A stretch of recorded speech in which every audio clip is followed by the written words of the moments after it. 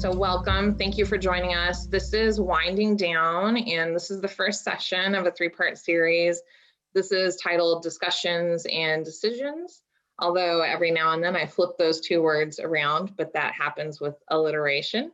Again, Stephanie Plummer, I'm a program coordinator with Nebraska Arts Council, and also leading this webinar series is Rachel Morgan, who's on screen right now.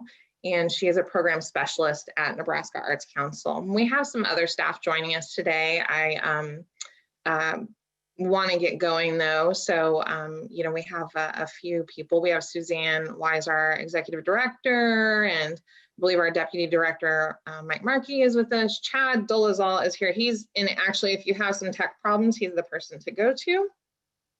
A couple of notes. I see other people from work, but I'm gonna skip over that. So you can beat me up verbally later for that. That's totally cool. So I did mention that this is a three-part series. So this first series is really focused on the sort of pre-work before you make any decisions about whether to close, stay open, go dormant, or merge with another organization. The next two sessions are going to focus on the legal and financial steps that'll occur during the second session. And we have two great presenters for that, Stephanie Mattoon with Baird Home, Attorneys at Law, and Crystal Seabrandt from HBE Accountants. And then in our third session, we'll be joined by Chris Hochstetler, who's here with us today as well, from Star Museum, and then Amy Schindler from UNO, and she's the director of archives there at the Chris Library. So she's going to be talking to us a little bit about how to preserve some of those documents that you want to preserve for history and propriety's sake. So we'll be talking about some of those things coming up. One more note, if you would prefer to remain off screen, I emailed out some instructions on how to do so. So at any time, if you want to completely mute your camera or change your name, you're welcome to do so. And then just a third note about privacy, we have a NAC staff member manning the questions chat. So if you have a question that you feel is a little too sensitive to share with all of the attendees today, then feel free to direct message our questions person, who is Ann Alston, and you should be able to find that in the chat and just select her, select questions to send that direct message to. So with that, we'll go ahead and get started. All righty. So as I mentioned, this is the first session. And so there's a couple of things that we want to accomplish today that we're really going to focus on. And the first is we want to provide some tips that will help you hold those conversations with your board and possibly with your staff about whether to close, merge, go dormant, or remain open.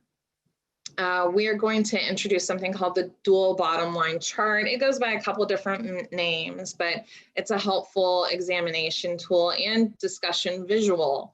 So we're going to introduce that. We're also going to talk just a little bit about scenario planning and how that intersects with that dual bottom line chart. And then we're just briefly at the end going to introduce some of those next steps that we'll be covering in later webinar sessions. So first things first, so we're taking it all the way back to the beginning. So if you are at a point where you're having some of these conversations, or even if you've just existed this last year, it's likely you've been working in triage mode. You've been putting out fires, you've been acting as a support system for others. And what happens in times of high stress like that, whether it's, you know, your organization is in trouble or whether you're just surviving a pandemic, you can become a little bit tunnel focused. And so it's really important to take a step out momentarily from that triage mode, from that sort of day-to-day sort of pressure. Just take a moment and bring yourself out of it. That way you can look a little bit more holistically and examine other areas that you may not have been attentive to up to that point. So that's the first step. First step is just to take a breath, just to take a breath. And then the second thing you want to do, and this is really important, is you want to identify why you want to have these discussions. And there's a couple of reasons that we've listed out here that might be possible, the possible reasons your organization might want to have these conversations. What we're going to talk about today is really useful for strategic planning. So, you know, even if you're not to that point where you're like, you know, what do the next 10 years look like for us? You know, are we viable? Even if you're not experiencing that, it's really important to think about what would happen in these scenarios and make it a part of your regular strategic planning. There might be noticeable changes that have occurred in your community or in your organization over several years. So it could be something like you've had a lot of performance venues open in your area, and now there's a lot of competition.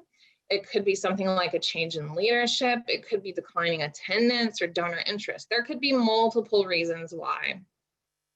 It might also be something like an emergency scenario. So perhaps you have a facility that is damaged by extreme weather, and that facility was really the root of your organization and community. And so, you know, now there's a big question of whether you can keep going. And it might be something that actually in some ways is a really big positive. Maybe your mission has shifted to something that better suits your community, or maybe you've even completed your mission as you see it. So these are all possible reasons, and actually too, they can overlap. But the reason why you want to really identify why is because that's the first question you're going to get. As soon as you bring this up to anybody, they're going to say, well, why are we having these discussions now? And it's good to have the reason why in your pocket, right? So the next step, right? You want to start preparing for that discussion. And it's helpful to identify a discussion leader. And also, if it's somebody separate from you, explain to them the why that conversation exists. But the reasons that it's important to identify who's going to be leading that discussion is it may not be you. You might not be the best person to lead that discussion. It's an emotional subject. And so perhaps that might be the reason. Perhaps your relationship with your board is such that it's better to bring in somebody from the outside. You want, though, to identify this person based on a couple of key factors. Are they trusted and respected by your board, right? That's really, really important, because if they're not, then it's unlikely they're going to be able to effectively lead that discussion. You also, and this is key, want to find somebody who's a good communicator. And what I mean by that is not somebody that's really capable of doing it, you know, an hour-long presentation on winding down your organization. But you want to find somebody who is good at translating between people, somebody who can listen to what one person is saying and paraphrase it in a way that is understandable for the entire group. You want somebody who's able to do that calmly, who's a good listener. So you want somebody who's sort of person-to-person skills, communication-wise, are really top-notch. And it might be that you are the best person to do that, but it can be really helpful to identify a second person too. You may have to have multiple meetings, you know, over the course of a year to make these decisions. And it can be helpful to have somebody carry that load with you. You'll also want to identify your information gatherers. If you're lucky enough to work at an organization that has full staffing, perhaps somebody who gathers your financials is going to be your business manager.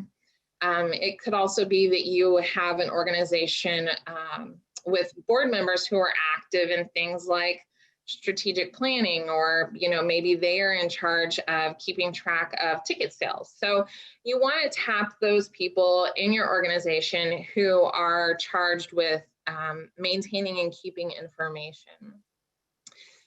In your packet that we sent out, we provided a checklist of things that you're going to want to gather before you go into any meetings, really, and before you really start to analyze. And so these are on that list. And I wanted to point out just a couple of them. I'm not going to go into all of them because I think some of them are pretty self-explanatory.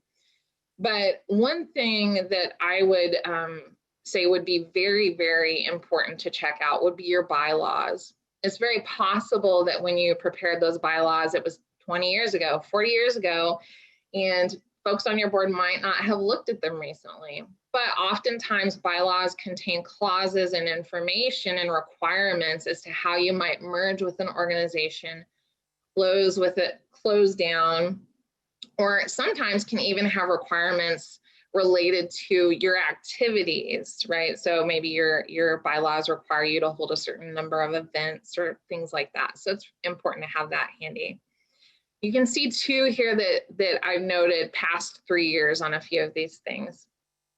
So if you were trying to have a fully educated discussion about the position of your organization, it's important not just to get your last quarterly reports on these things. You want to have enough information going back in time to really detect a pattern and to sort of be able to use that pattern then to project out. And so this is just a little bit more detail. So on the previous slide, it said financials, but here we've got some more specifics. And one thing I wanted to point out here is vendor contracts. So, right, just about every organization has monthly bills, and they're going to vary, right? Some of them are going to be really small, like your postage bill. Some are going to be pretty big, like your IT bill. But if you're trying to develop some projections out, and to determine whether you need to merge or close, you don't only want to look at the month-to-month bill, you want to look at those clauses and say your phone contract that say, hey, if you terminate this contract a year early, we're going to require a big lump sum to be paid out to us, right? So you want to look at that. Likewise, you might have artist contracts too that have some clauses in there about what kind of payment or what is required if you terminate the contract. So you want to take a look at that. That's going to be really, really important for your projections. And I'll point out too, pledge documents are kind of in the same boat. So if you have some pledges, that are 3 months out, a year out, 2 years out, what have you, it's important to grab those documents so you can plug them into your scenarios.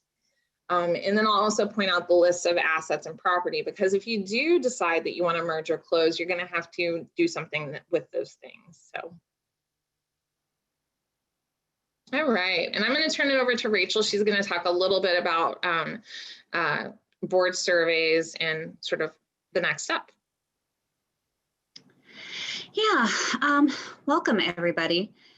So really, how do you begin to have these conversations, right? One tool you can use is surveys.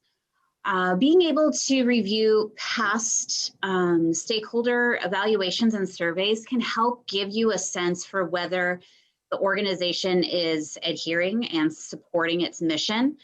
It can also help give you a sense if the community is in support of your organization and the programs that you're providing. So going into the discussion, it can be really helpful to understand where your board members think the organization's financial and programmatic strengths are. There's two reasons for that. One, the discussion leader or leaders, if you have more than one, can more effectively communicate with board members, and so that any false beliefs can be corrected. The other is that when you start to look at your dual bottom line and scenario planning, which is the next slide that we'll talk about, you'll start to understand, you'll know what your board members really value. Right now, the pandemic has given us actually a great opportunity to pause and take a breath. I'm assuming most organizations, most of the ones that I have talked to, have had to slow down or change their programming a little. So this is a great time to get feedback before you launch back into whatever your normal programming is. Use that break that's already been created. You can frame it in a way of, we want to make sure that we're providing programs that are the best fit for our organization and our community. And surveys can help to start a conversation on so many levels. I always say people are always willing to give their opinions. It might be hard to get other things, but they're willing to give opinions.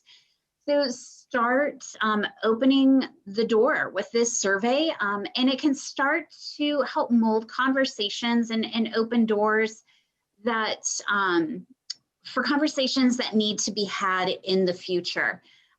Surveys are a great way to do that. So there are different things you can ask. We've put some list of questions here on the screen. But things, what programs are most important to the mission? It might be interesting to see what your board members come back with, because everyone has a different point of view. It will be interesting to see what they come back with. What's the most important to the community? Which ones are most well attended? This is a great time to be able to pull out those attendance records or ticket sales if you have those. And then what are the most robust sources of revenue? Of course, we're going to tell you don't just chase the money, but yet we also have to be very aware that we all have to pay our bills, right? And so what brings in revenue for our organization? All right. So one of the things that we had on that list above is your programs. And so you want to take what your board gives you and say, so if you have your board saying, hey, these are the programs that we most value, or we think the community most values, that's perhaps the best place to start. It can be really important to look through all of your programs when you're making this determination. But take, 3 to 5 of those top ones that your board has pointed out. And then we're going to go on to this next step. So you've picked out your 3 to 5 programs.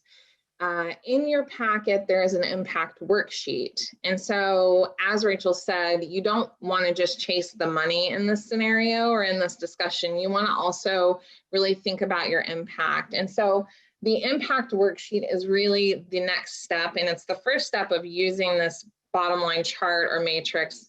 It goes by different names. I keep calling it different things, but so you want to pick your 3 to 5 programs and go through that chart. So you're going to answer questions like, is this program something that the organization delivers in an exceptional manner? Is there a greater demand for this type of arts programming than there is a supply of this type of arts programming in your community? And so what you're going to do is you're going to give that a score, right? And then you're going to tally that score together, or not tally, actually. You're going to figure out the average, sorry. And so then you'll go on to the next step. Okay, and so here's an example, and this example is in your packet. So you've gone through, you've gathered your financial information, so you know how profitable each of your programs are. You've gone through and evaluated the impact on these programs. And so you can see on the chart, and maybe you can't because the print's small, but in the upper left, we've got guitar camp. The upper right, featured concerts. The lower left is a visual arts showcase, right? And then we have the income programs, or the development and fundraising activities. So we've got an annual gala, there's a merchandise area, rentals, corporate sponsors. And so the 2 axes on this chart, the one that goes horizontally is the profitability. So you can see that it starts out positive on one side and then goes into the negative. And some examples I've seen of this chart actually plug in the numbers. So it'll say like negative $30,000 at the bottom and positive $30,000 at the top. So you can modify this chart a bit to your own purposes. And then you can see that the impact is vertical and goes from 1 to 4, right? And so you're using this just like a quadrant system where you're saying, okay, my vertical axis, this program has gotten a 3, so it's going to go here on this line, but then it's this way, right, on the financial part. So we can see, looking at this, that the annual gala has some impact, makes a little bit of money. Rentals makes a ton of money.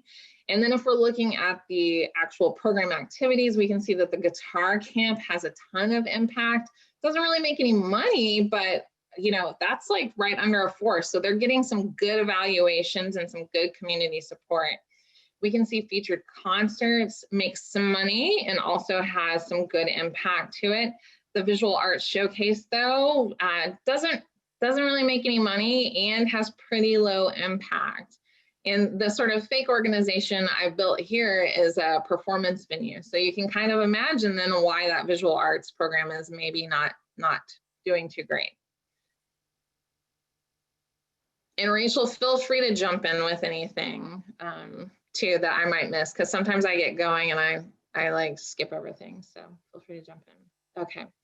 So you've charted, right? You've taken that snapshot, looked at everything and put it on the chart, right? What does it look like right now, right? And that's going to give you a good idea of sort of where you stand during the pandemic.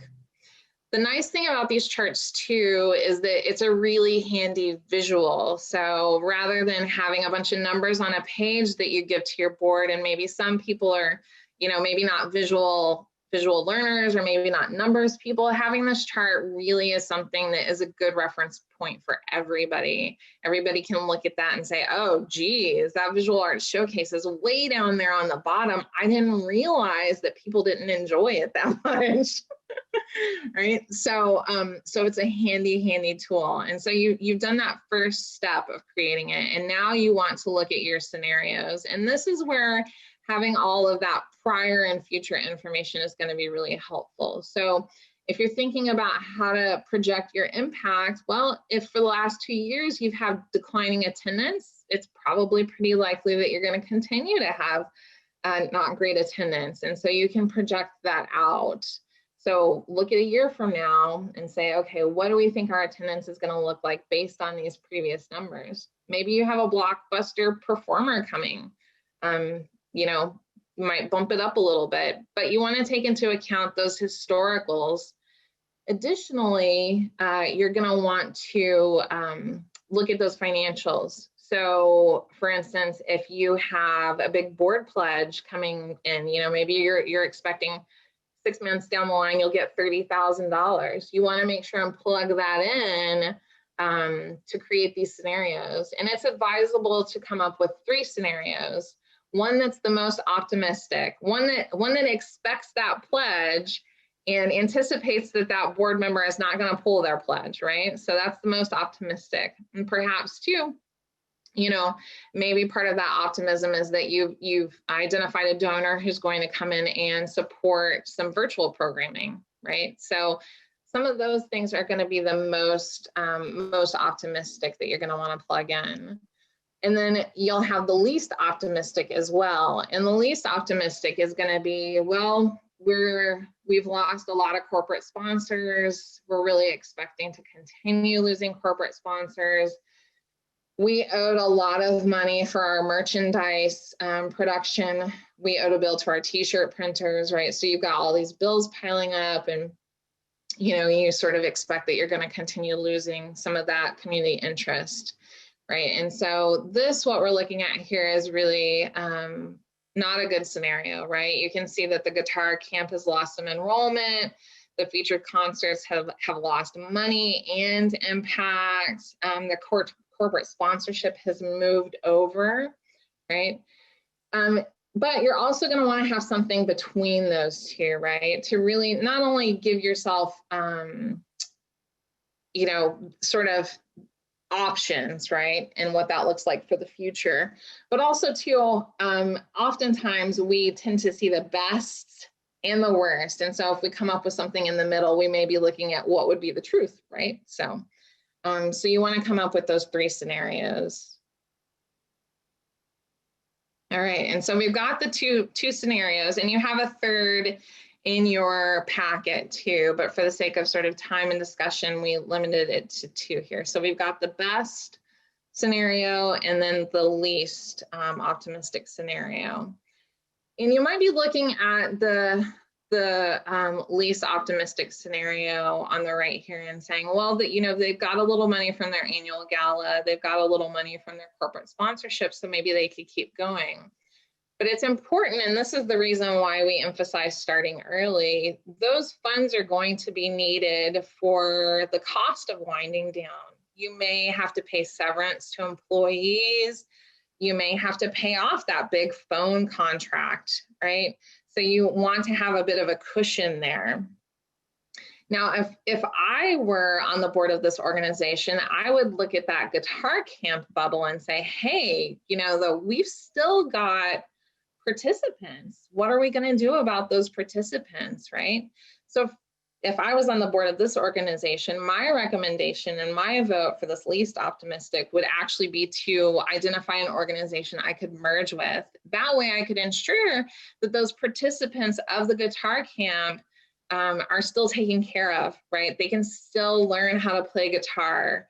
They can still enjoy learning about music, right? If the guitar camp were lower on this below, I would say, well, it might be best to close then, because we don't really have the interest of the community or participants, right? But for me, looking at this, I'd say this is probably a good candidate for a merger, right? If the corporate sponsors were all the way to the other side and were making money, but the guitar camp didn't have great impact, that's a little bit of a trickier question. I would say for me, that organization may be a good candidate for going dormant, because they don't necessarily have to worry about their income.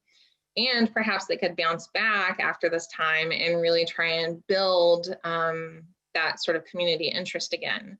But that one is a little trickier because it's a less clear cut, right? Do you have anything to add, Rachel, to that? No? All right, so a few tips. So start early, start very early, and ideally make this a part of regular board conversation. It definitely is a taboo, difficult subject, but starting early is going to sort of cushion you from the unexpected. And these conversations are not going to be able to be resolved overnight. You may have to have multiple board meetings. You might have to sit down with individual board members. You might have to, you know, negotiate contracts. There's lots of variables there, so start early. Know the why, because you're going to get questions about the why. Not only that, but it's going to help frame those conversations, right? If you have completed your mission, that's a very different conversation than an emergency situation. So know why. Identify your discussion leaders and information gatherers. Those are going to be your helpers and sometimes your heroes. So you're going to want to have those folks with you all the way through. They're going to need to know the why, right, as well. And then take it step by step. So after you take that breath at the beginning, continue to take breaths.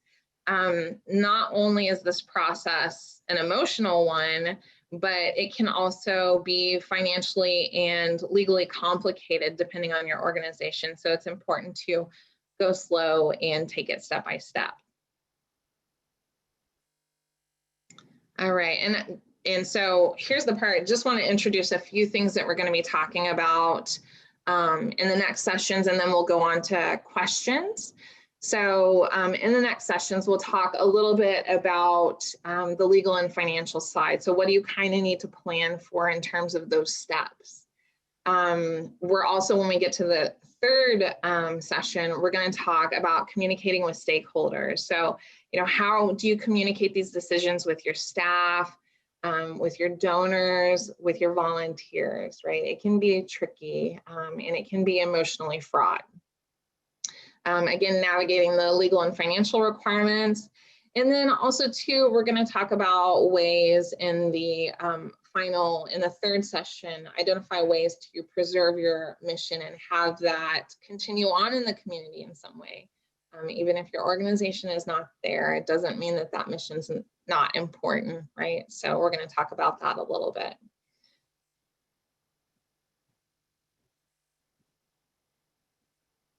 Okay. And you can see the presenter, great presenters. I know Chris is here, so Chris, there's your name. All right, and so if you do have questions, go ahead and put those into the chat. If you have something that's a little bit more sensitive and you'd really like to post privately, then please go ahead and send that directly to our questions. And then Anne will read those off to us so that we can answer those to the best of our ability.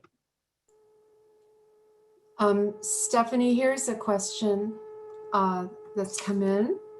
What happens if you have a board split about which route to take, or if the board does not have a complete consensus about how to proceed? Yeah, depending on the size of your board, right? I mean, in some ways it's lucky to have just a couple of board members, right? It's a lot of work, but it can be nice because it's a little bit easier to gather consensus. But if you have a really big board, though, that can be challenging. So if it were me in that position, I would make sure to have those first. I would make sure to have the why answered and some of those matrices already sort of developed before going into that meeting. If you have that visual ready and have those facts ready, it's a lot harder for people to not see the writing on the wall, so to speak.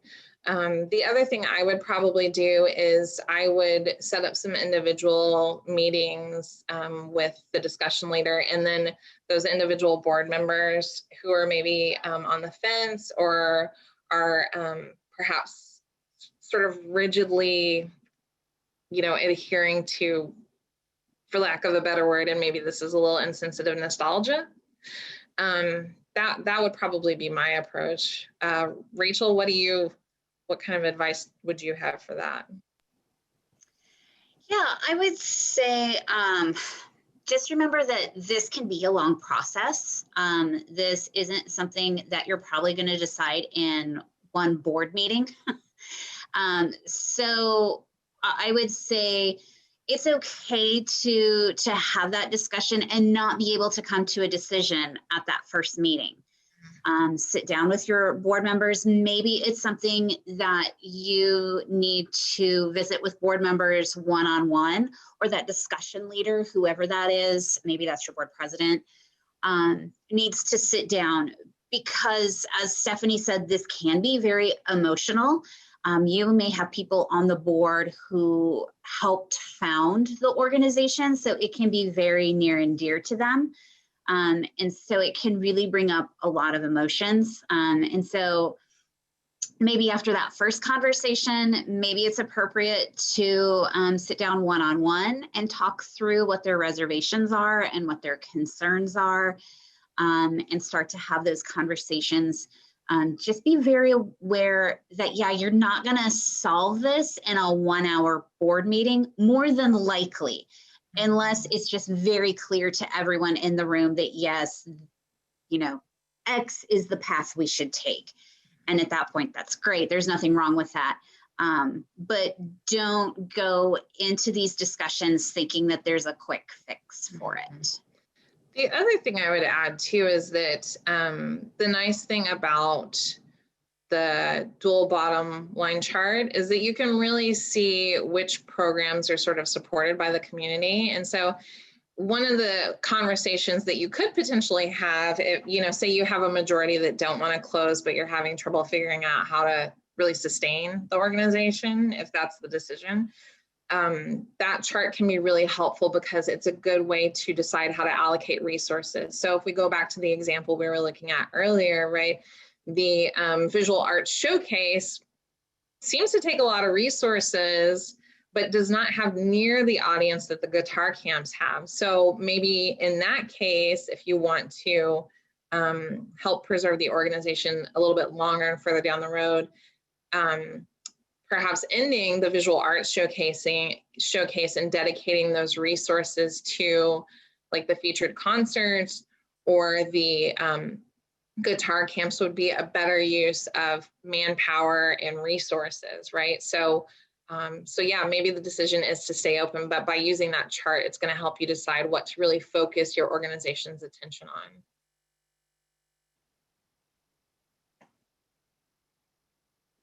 Any other questions? Yeah, Stephanie, what you were just talking about is related to a question that came in, and it has to do with choosing different paths for different programs. And the guitar camp was an example. Like maybe that could merge with another organization, but yet still keep the organization going. Do you see that as a possibility? Yeah, I mean, it depends, because if we look at the chart, that guitar camp was not really making much money, but it had a lot of community interest. And so, you know, if there is a way, right, if you have solid corporate sponsorships, right, those corporate sponsors could be then aiming their money at the guitar camps rather than the visual arts showcase. Additionally, too, I would say that it's a good candidate for a merger, because then you know that those participants are going to be taken care of. But one thing I would say, and that we'll talk about probably a little bit in the next one, is that you have to really work with that organization you're going to merge with to identify whose name goes on what, right? And also really, it's a little tricky because, right, if you develop a program, you're emotionally invested in it to a certain extent. And so those preliminary conversations you have with an organization you're merging with, it's really important to figure out if you're all on the same page as far as the aim and mission of that particular program. So yeah, I mean, I think that that's definitely a possibility. And, you know, if you're starting early enough, right, you may be on good footing to identify partners who are willing to pick up some of the cost, right? Maybe you don't even have to merge. Maybe you can identify some administrative partners or some programmatic partners to help carry that cost and manpower load. But if you're going to do that, again, you really need to start pretty early so that you have that opportunity to do that. Karen has put an interesting question in the chat box that has to do with dormancy, because you touched on that, but we really haven't gone down that path. Is that something you're saving more for the next sessions, or is that something to talk about more today? And likewise, a similar question that came in is, can you use that matrix to gauge whether or not going dormant would be a good choice? Yeah. So there goes the dog. The dog has an opinion on it. So in relation to Karen's question, yeah, we're just touching on a little bit in each one, because, and so I guess it depends a little bit on your question. I would say if you're deciding to go dormant, what I would say is that as long as you, for me, if I was in an organization leaning that way, I would want to make sure we have enough financial security to pay things like taxes, right? You could go dormant and pull back on all sorts of programming and pull back on all sorts of expenditures. But there are a couple of key ones that are likely going to still be important, right? If you have to pay certain fees to maintain your website, that's still going to probably be something you want to do. If you have office space, you can decide, right, whether you want to close or open that office space up for that year. But if you do open it up, you're going to have some regular costs associated with it. So you want to look at that financial side of that chart and see if financially you're going to be able to do that. And I think the reason why I would say it's a little bit of you want to take a hard look at the impact that you're having, because in some cases, you know, if you're an organization that has had like declining attendance for several years, then maybe going dormant is not necessarily the best option for you. Maybe closing is the best option. But if you feel like this is a temporary thing based on the evidence that you have, then going dormant and reviving those programs afterwards can be really valuable. And likewise, maybe it's an opportunity, like Rachel said, to reassess those programs and shift gears or redevelop them in a way that can better suit your community. So hopefully that answers your question, Karen. And then I can't remember what the follow-up to that was, Anne. Well, it has to do with using the matrix to make that decision. Do you see that as a good tool to use? Definitely. And how would you use the matrix? Yeah, definitely. I would still do a year out projection. I know it's a little hard in a pandemic, but that's why you want to develop those 3 different scenarios. So if you have a most optimistic scenario you're building for a year out, maybe everything's open, everything's fine. People are excited to go out. Donors are like, hey, let me give you all my money because I love what you're doing, right? So that, that's the best case. And then the worst case, right? Knock on wood, everybody, all 31 of you out there, knock on wood, that, it doesn't happen. But the worst case could be, hey, maybe life now continues as it is, where people are not able to gather in large groups, right? Or you have continued to lose sponsorships and funding, and maybe granting foundations have shifted. So that's why you want to have those 3 scenarios, because that's going to help you decide whether dormancy is appropriate. And like I said, if you financially are showing on that matrix that you've got some good funding that you anticipate in the next year, then I think dormancy is a reasonable thing to do then, because you don't have that financial worry and you have the resources to pull back a little bit, reassess, rebuild, and then go out there kicking down doors and giving the arts to people, right? So that's aggressive, isn't it? That's aggressive, like providing of the arts. Stephanie, here's another question, and I'm not quite sure how to interpret it. It says, could I also add administration as an item on the matrix? And I guess that means as far as cost and impact. I'm not sure. Yeah. So, administration is kind of, if it were me, I would divide up like those administrative costs and assign it to each of those programs. That's going to give you the most accurate placement on that chart. I would say there might be a couple of things that are related to administration you could potentially put on there. So an example would be like if you have maybe a historic theater that requires a lot of facility upkeep, but also also is really the center of your programming. So maybe you kind of lump all that together. I could kind of see that scenario. Especially too, if that historic theater is really like a hub in your community, because even its existence in a sort of way might have a level of impact. But that's one reason too why you want to go through that chart, because you could say with something like that, is that presence of that historic theater alone impacting your community. So you could do it that way. I would say though that you can definitely add development items. You can go through that impact worksheet with your development programs, because a lot of fundraising and development programs have an impact to them, right? So you are going out and educating your sponsors on the mission of the organization and the activities. The annual gala that I sort of popped onto that matrix, a lot of galas have performers, have auctions and different things like that. And those elements can be impactful to the community and raise money. So I think development and fundraising can be something that's not quite administration, but can work well on that. Okay, another question, Stephanie.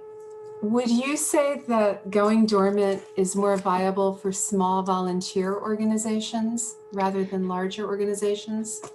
I think that that's a good point. I would say if you are an all volunteer organization, it makes a lot more sense to go dormant, because you don't have to, you don't have that payroll that you have to pay. So that makes a lot of sense to me. I don't know. What do you think, Rachel?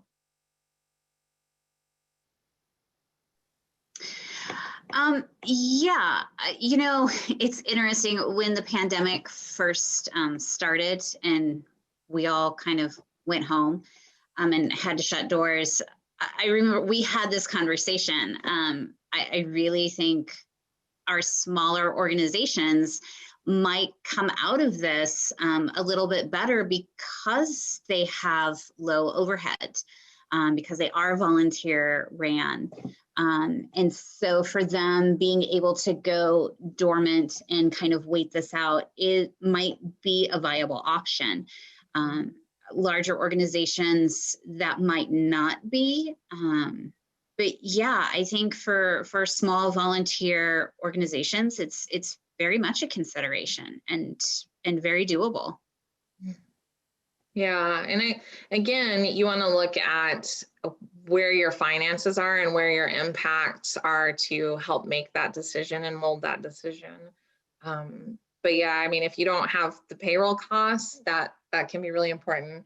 It is really important too that if you are considering dormancy, and this is something that our presenters will mention in the next one, that you keep in mind that even if you are dormant, right, you still typically have to maintain your nonprofit status. So you want to make sure that all of that is still like in Nebraska filed with the Secretary of State, and you're keeping up on those requirements. But yeah. Thank you. Yeah, that actually, I would add that it's not just the payroll costs, but thinking about keeping people employed is Absolutely. a huge concern.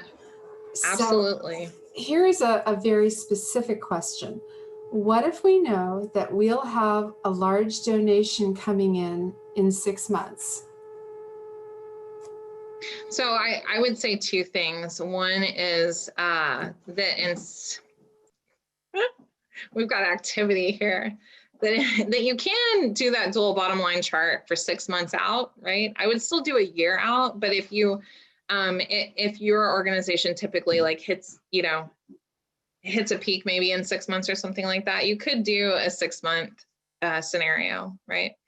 But I would say, a year should be fine. Just make sure that you're including those items in the in your projections, right?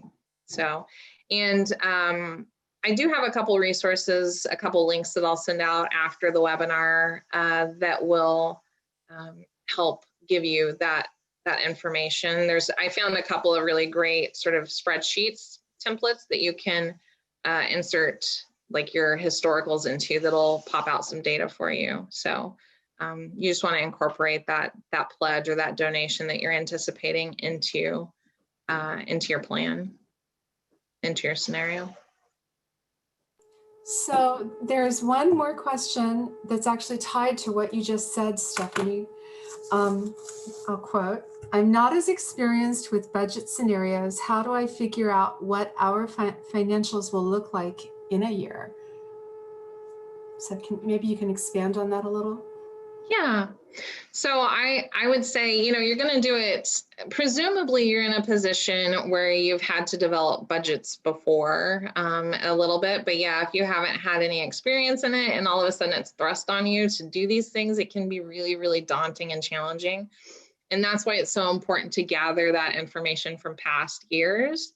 So you want to look at that. The way I would do it personally is I would look at the past years and break it down month by month, right? So what are the monthly costs? And then I would start plugging in and adding and subtracting things that I know could come up during this process or that will come up in the next year. So for example, maybe you've done your month by month and your expenses, let's just say, are like $2,000 a month, but in October, that is when you have to renew your software package, maybe your graphic design software package. And so, that's going to be a pretty big bill. So you're going to want to plug that in there. And then likewise with income, say your annual campaign brings in quite a bit of money. So you're going to want to plug in that projection there. Again, you're going to want to rely on the historicals, but plug that in there and then just tabulate it to come up with that result at the end of 12 months, right? So don't add all your income and say, oh, we've got this much income, but you want to look at it just like you would month by month. And if you don't have experience working with a budget, think about it just like you do your personal budget, right? So you're looking at what your income is for a set period of time and what your expenses are for a set period of time. Do you have anything to add to that, Rachel? No, I don't. I don't see any more questions in the chat box either. Okay. Well, we're at an hour 53, and so Again, just want to thank you all for being here and participating, and feel free to reach out to myself or Rachel if you have any questions. I know I've sent some reminders to you all about the webinar, so feel free just to even reply back to that and let me know if you have any questions. We've put together a little survey about today's webinar, and so that's going to go out to you this afternoon, and it's going to help us really figure out how we can cater our offerings to you, but also to anything you felt like you want us to cover that wasn't, we can get to it in another session. So go ahead and fill that out when you receive it. All right, well, if there are no other questions, then we will let you all go. Thank you so much for being here.